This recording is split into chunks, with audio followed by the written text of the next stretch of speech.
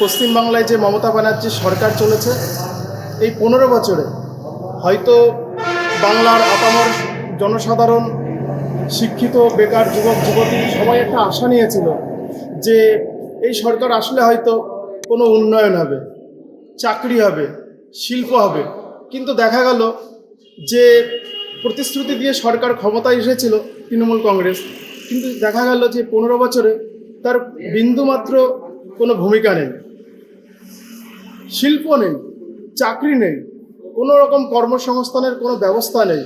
আজকে এই বাংলার থেকে অন্য ভিন রাজ্যে চলে যাচ্ছে পরিযায়ী শ্রমিক হিসাবে। তো আমরা চাই এই 15 বছরে যে শিক্ষিত বেকার যুব সমাজ হাতে কর্মসংস্থান পায়নি, পরিযায়ী শ্রমিক হয়েছে, মা বাবার মুখে অন্ন তুলে দিতে পারছে না, কিন্তু সেক্ষেত্রে দেখা যাচ্ছে ভারতবর্ষের প্রধানমন্ত্রী নরেন্দ্র মোদীজি যে কল্যাণমূলক যে প্রকল্পগুলো করেছে তাতে আমরা বিশ্বাসী, এবং তাতে আমরা আত্মনির্ভর ভারত তৈরির একটা লক্ষ্য তৈরি হচ্ছে। আজকে এই বাংলায় দেখুন না,